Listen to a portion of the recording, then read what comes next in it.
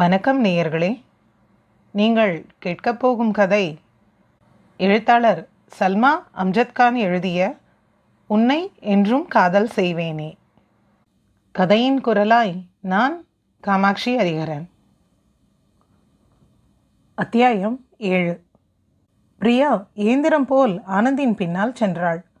அவள் அந்த உலகத்தில் இல்லை. சிந்தனைகள் எங்கோ பறந்து சென்று கொண்டிருந்தன. ஆனந்த் தனக்கும் பிரியாவுக்கும் தேவையானவற்றை தட்டில் சேகரித்து கொண்டிருந்தான். அவன் ஏதோ பேசிக்கொண்டிருக்க அதை எதையும் கவனிக்காத நின்றிருந்தாள். பிரியா, இந்தாங்க. ஆனந்த் தட்டை நீட்ட அவள் எங்கோ விரித்து கொண்டிருந்தாள். பிரியா, பிரியா. அவன் குரல் பிரியாவை இவ்வுலகிற்கு வர கட்டாயப்படுத்தியது. என்னாச்சு பிரியா? ஏதோ பலமாக யோசிச்சுட்ருக்கீங்க. ஒன்றுமில்லை. என தட்டை வாங்கி கொள்ள, தேங்க்ஸ் பிரியா என்றான் மனநிறைவுடன். எதுக்கு? நீங்கள் வருவீங்களா மாட்டீங்களான்னு காத்துக்கிட்டு இருந்தேன்.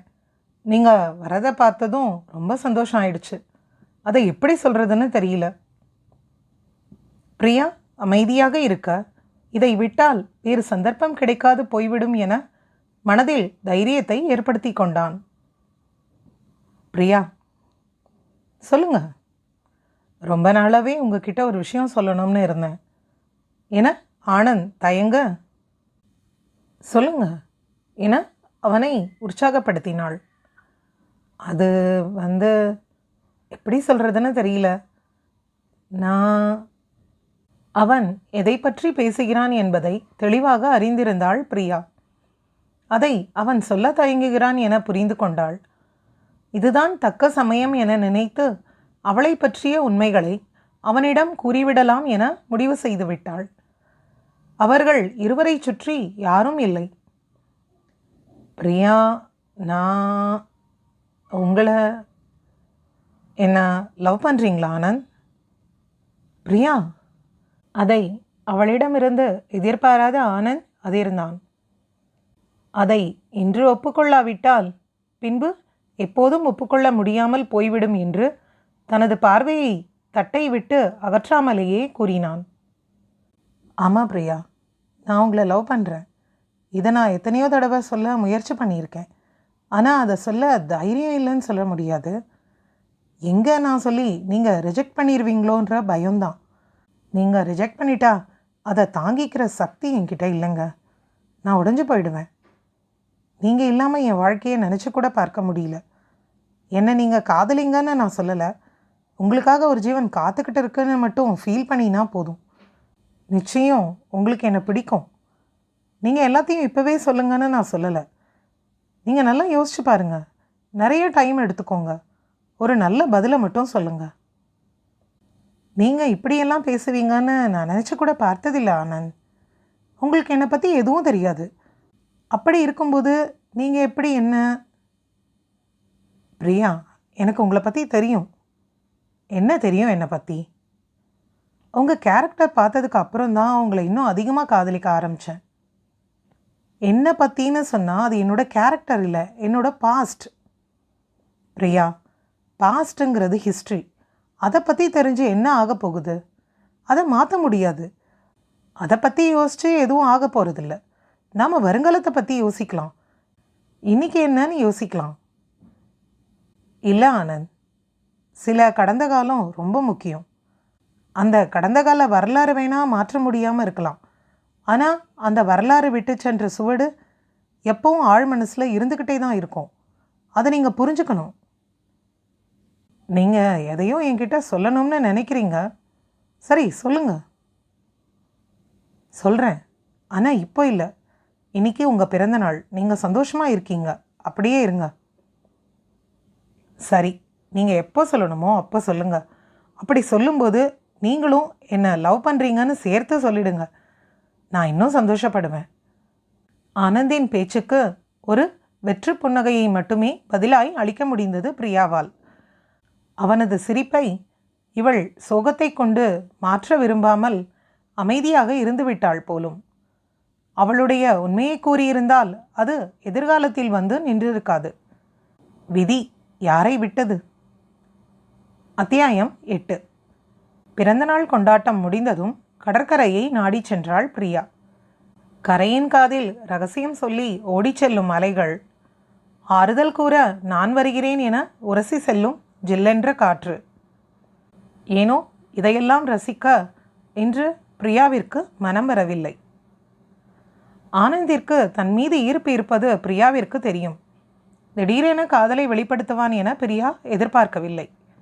சென்னைக்கு புதிதாக வந்தபோது அவனிடமிருந்து வந்த சிநேகமான புன்னகை அவளுக்கு ஆறுதல் அளித்தது. சார் இல்லை, ஆனந்த், என்ன மேனேஜராக நினைக்காத, உன் நண்பனா நினச்சிக்கோ என்று கூறிய ஆனந்தை அன்று ஆச்சரியமாகத்தான் பார்த்தாள். தன்னிடம் மட்டுமல்ல, எல்லா பெண்களிடமும் நண்பனாகவும் கண்ணியமாகவும் நடந்து கொள்ளும் ஆனந்தை எல்லோருக்கும் பிடிக்கும். என்ன செய்வதென்று புரியாமல் தவித்தாள். ஆனந்தை பற்றிய எந்த தவறான கருத்துக்களும் அவளிடத்தில் இல்லை. அவனை பற்றி எந்த ஒரு குறையும் கூற இயலாது. அவளுக்கு ஆனந்தை பிடிக்கும். ஆனால் அவனை காதலிக்கவில்லை. அதற்கு அவள் மனம் இடம் தராது. அவளுடைய மனம் அவளிடத்தில் இல்லை. அதை எடுத்துச் சென்றவன் திருப்பித் தர மறுத்துவிட்டான். பிரியாவிற்கு வினோத்தின் ஞாபகங்கள் வெகுவாக வந்தன. வினோத்தின் கண்கள், அதில் அவன் தரும் ஆயிரம் பாவனைகள், அவன் ஞாபகங்கள் மீண்டும் அவளை ஆர்ப்பரிப்பதை அவள் தடுக்கவில்லை. கடந்த காலத்தை மீண்டும் ஒரு முறை கடந்து வந்தாள். அவள் கண்கள் அன்னிச்சையாக கண்ணீரை சிந்திக்கொண்டே இருந்தது. வினோத்திடமிருந்து மட்டுமல்ல, அவன் நினைவுகளை விட்டும் தள்ளி இருக்க விரும்பினாள். கண்ணீரை துடைத்து கொண்டு இனி அவனை பற்றி நினைக்கக்கூடாது என்று கூறிக்கொண்டே வீட்டிற்கு கிளம்பினாள். அத்தியாயம் 9. வழக்கம்போல் வண்டியை போர்ட்டிகோவில் நிறுத்திவிட்டு அழைப்பு மணியை அலையாக அடித்தாள் பிரியா. கமிங் என்று கதவை திறந்தவனுக்கும் பிரியாவிற்கும் அதிர்ச்சி. இருவரும் கண்ணிமைக்க மறந்தனர். ஒருவர் மற்றொருவரின் கண்களில் எதையோ தேட முயற்சி செய்து கொண்டிருந்தனர். அதே கண்கள், அதில் அவன் தரும் ஆயிரம் பாவனைகள். அந்த கண்கள் ஏதோ ஒரு பாவனை செய்ய அதை புரிந்து கொள்ள முடியாமல் தவித்தாள் பிரியா. அவர்கள் இருவரும் ஒரு வார்த்தை கூட பேசவில்லை. ஆனால் அந்த அமைதி அவர்களிடம் எதையோ சொல்ல அதை அவர்கள் புரிந்து கொள்ளவில்லை. என்ன 2 பேரும் வெளியவே நிற்கிறீங்க? உள்ள வரதா உத்தேசம் இல்லையா? ரகுராமின் குரல் அவர்கள் இருவரின் கண்களையும் கைது செய்ய திணறி போனார்கள். உள்ளவாமா பிரியா, இதுதான் வினோத் தம்பி. வினோத்தை பிரியாவிற்கு அறிமுகப்படுத்தினார். அப்படியா, ஹலோ என தெரியாதது போல் அறிமுகப்படுத்தி கொண்டாள். வினோத், இது பிரியா, என் பொண்ணு மாதிரி. ஹலோ என அவனும் எதையும் காட்டிக்கொள்ளவில்லை. அவன் குலுக்கலுக்காக கொடுத்த கையை மதிக்காமல் கைகளை கூப்பிக்கொண்டாள். சரி வாமா, வந்து உட்காரு, கொஞ்ச நேரம் பேசிட்டு இருக்கலாம். இல்லை அங்கிள், கொஞ்சம் அசதியாக இருக்கு, நான் போய் தூங்குறேன். அங்கிருந்து தப்பிக்க முயற்சி செய்தாள். சாப்பிட்டியாம்மா? சாப்பிட்டேன் என வினோத்தை ஓரக்கண்ணால் பார்த்தாள். சரிம்மா, போய் தூங்கு என சொன்னவரிடம் ஒரு புன்னகையை மட்டும் அவசரமாக தந்துவிட்டு சென்று விட்டாள்.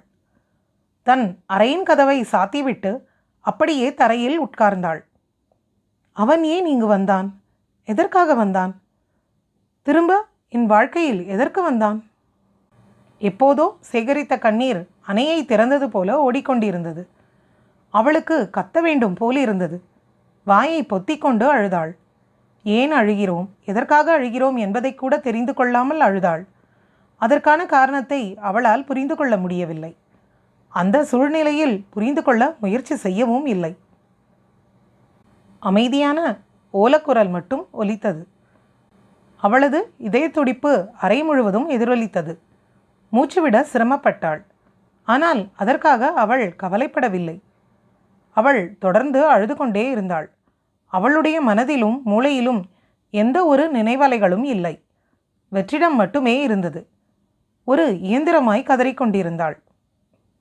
அதே நேரத்தில் வினோத் மாடியை உற்று நோக்கி கொண்டிருந்தான். அவன் இதழ்களில் புன்னகை மலர்ந்திருந்தது. சோபாவில் அமர்ந்திருந்தான். என்ன வினோத், இவ்வளோ நேரம் கலகலன்னு இருந்த? திடீர்னு அமைதியாயிட்ட? அப்படியெல்லாம் ஒன்றும் இல்லை அங்கிள். நேற்று முழுக்க சென்னை வரதை நினச்சி தூங்கவே இல்லை, அதான். ஓ, தூக்கம் வருதா தம்பி? சரி, வந்து சாப்பிட்டு தூங்குங்க, வாங்க. பரி, தம்பிக்கு சாப்பாடு வை. இல்லை அங்கிள், இப்போ எதுவும் வேணாம். மனசும் வயிறும் ஃபுல்லாக இருக்குது. நான் போய் தூங்குறேன். Good night. யாருடைய பதிலையும் எதிர்பார்க்காமல் சென்று விட்டான். புது இடம், புது சூழல். ஆனால் அவனுக்கு அப்படி தோன்றவில்லை. தனக்காக காத்திருந்த கட்டிலில் தலையணையை அணைத்து கொண்டு ஆழ்ந்து உறங்கினான். ஆனால் பிரியா தூக்கத்தை தொலைத்து கட்டிலை துறந்து தரையில் படுத்திருந்தாள். அவளது உதடுகள் துடித்து கொண்டிருந்தன. அவளது கன்னத்தில் கண்ணீர் உறைந்திருந்தது. கண்கள் அடுத்த அணை திறப்பிற்காக காத்திருந்தன. என்ன நேயர்களே, இன்னைக்கு எபிசோட் உங்களுக்கு பிடிச்சிருந்ததா? மீதி கதையை தெரிஞ்சுக்க தொடர்ந்து இணைந்திருங்கள். Salma Amjad Khan audio novel YouTube சேனலுடன்.